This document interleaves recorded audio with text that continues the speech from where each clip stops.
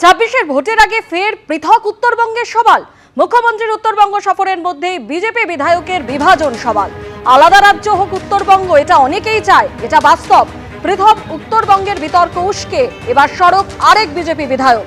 আলাদা রাজ্য হোক উত্তরবঙ্গ, এটা অনেকেই চায়, এটা বাস্তব, একে অস্বীকার করার জায়গা নেই। কিন্তু আমরা অখণ্ড বাংলার পক্ষে। পৃথক উত্তরবঙ্গের কথা বললেও বাংলা ভাগের বিরোধিতা বিজেপি বিধায়কের। ভারতীয় জনতা পার্টি একটি জাতীয় রাজনৈতিক দল, দেশের ক্ষমতায় আছে।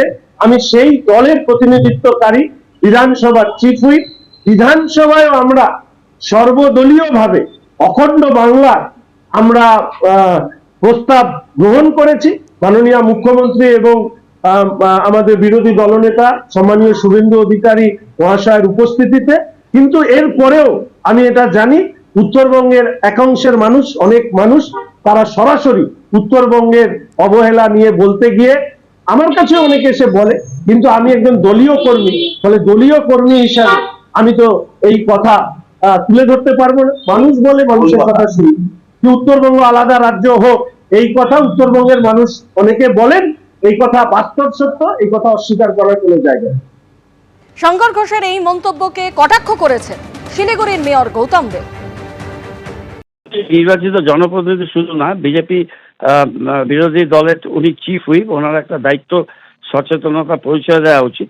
এরা যখন পাহাড়ে যায় তখন বলে ওরা আলাদা একটা ভূখণ্ড চায়, আবার সমতলে এসে বলে না, আমাদের এটা কোনো এজেন্ডা নয়, আমরা বাংলা মতোই থাকি।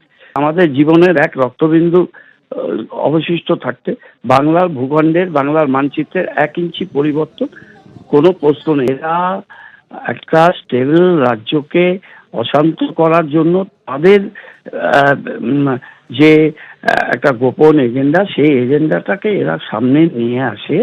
বাংলার মানুষ এবং সাংবিধানিক যে বিধিনিষেধ, সাংবিধানিক যে নির্দেশ কাঠামো, তাতে এটা কোনো সময় সম্ভব না। আর এটা চরমভাবে, এই প্রশ্ন যারা করবে তাদের বিরুদ্ধে ব্যাপকভাবে জনমত গঠন করা হবে।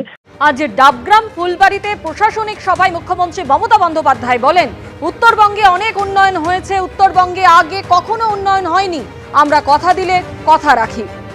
পাশাপাশি তিনি আরো বলেন, আমি তো ম্যাজিশিয়ান নই যে আজ আমি ম্যাজিশিয়ানের মতো ছোঁয়াবো আর টাকা আকাশ থেকে ঝরে পড়বে। টাকা আসতে হয়, প্রায় 1,75,000 কোটি টাকা বকেয়া রয়েছে কেন্দ্রের কাছে। ফের কেন্দ্রীয় বঞ্চনার অভিযোগে সরব হলেন মুখ্যমন্ত্রী মমতা বন্দ্যোপাধ্যায়।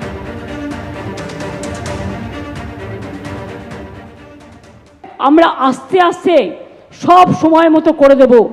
কেউ যদি ভাবেন যে আমি তো আর ম্যাজিশিয়ান নই রে ভাই, যে আজকে ম্যাজিশিয়ানের মতো ছোঁয়াবো আর আকাশ থেকে গুপি বাইনের মতো, বাঘা বাইন সিনেমার মতো টাকাগুলো ঝরে ঝরে পড়বে, না তা নয়। টাকাটা আসতে হয়। আমরা প্রায় 1,75,000 কোটি টাকা কেন্দ্রীয় সরকারের কাছে পাই। আজকে তা সত্ত্বেও একটাই ট্যাক্স, জিএসটি ট্যাক্স কেন্দ্রীয় সরকার কালেকশন করেন, আমরা সাহায্য করি, সেই টাকাটাও আমরা ঠিকমতো পাই না। তাছাড়াও আবার ইন্ডাস্ট্রিয়ালিস্টদের কাছে গিয়ে মিউটেশন ফিজের ট্যাক্স নেওয়া হয়, রাস্তায় গাড়ি চললে ট্যাক্স নেওয়া হয় না। এগুলো নেওয়া যাবে না। যে কোনো একটা ট্যাক্স, দুটো ট্যাক্স হতে পারে না। মুখ্যমন্ত্রী মমতা বন্দ্যোপাধ্যায় আজ ডাবগ্রাম ফুলবাড়ি প্রশাসনিক সভায় বলেন, আমরা কথা দিলে কথা রাখি। উত্তরবঙ্গে অনেক উন্নয়ন হয়েছে, উত্তরবঙ্গে আগে কখনো উন্নয়ন হয়নি। বাংলার বাড়ি প্রকল্পে উপকৃত হবেন 48 লক্ষ মানুষ, বাংলার বাড়ি প্রকল্পে আরো 16 লক্ষ মানুষ উপকৃত হবেন। পাশাপাশি একগুচ্ছ প্রকল্পের কথাও তিনি ঘোষণা করেন। উত্তরবঙ্গের একাধিক প্রকল্পের জন্য বরাদ্দ ঘোষণা, বানারহাটে সেতু তৈরির জন্য 8 কোটি টাকা বরাদ্দ, চারসুন্দরী প্রকল্পে অনেকেই উপকৃত হয়েছেন। বাংলার বাড়ি প্রকল্পে 14,400 কোটি টাকা দেওয়া হচ্ছে। আবাসে কেন্দ্র টাকা না দিলেও রাজ্য টাকা দেবে। 26-এর ভোটের আগে উত্তরবঙ্গের জন্য ঢালাও বরাদ্দ ঘোষণা করলেন মুখ্যমন্ত্রী মমতা বন্দ্যোপাধ্যায়। পাশাপাশি তিনি বলেন যে কেন্দ্রের কাছে প্রচুর বকেয়া রয়েছে, আমি ম্যাজিশিয়ান নই। ভোটের আগে বিজেপির এক নেতা বলেছিলেন বন্ধ হয়ে যাবে, বন্ধ চা বাগান খুলবে, কিছুই করতে পারিনি বিজেপি। আমরা কিন্তু বন্ধ চা বাগান খুলেছি, আমরা চা শ্রমিকদের মজুরি বাড়িয়েছি। কেউ কেউ বলছে এত দেবে। ভোটের আগে একরকম বলে, আমরা বলেছিলাম খাদ্য সাথী করব, করে দিয়েছি। আমরা যা বলেছি, অর্থাৎ কথা দিয়ে কথা রেখেছি। মুখ্যমন্ত্রী মমতা বন্দ্যোপাধ্যায় কিন্তু এমন কথাই বলেছেন।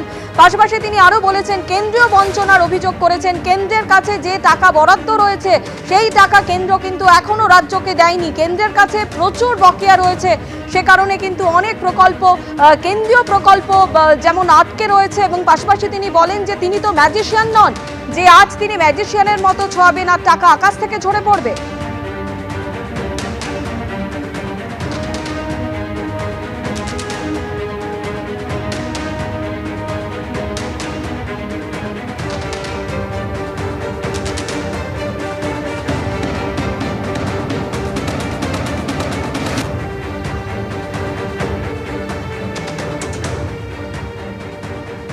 বিজেপি সাংসদ শ্রমিক ভট্টাচার্য এই মুহূর্তে টেলিফোনে আমাদের সঙ্গে রয়েছেন। শ্রমিকবাবু, মুখ্যমন্ত্রী মমতা বন্দ্যোপাধ্যায় আজ উত্তরবঙ্গে বলেছেন যে আমরা কথা দিলে কথা রাখি এবং উত্তরবঙ্গের অনেক উন্নয়নই হয়েছে, কিন্তু অনেকের আগে, ভোটের আগে অনেক প্রতিশ্রুতি দিয়েছিলেন কিন্তু কোনো কথাই তারা রাখেননি।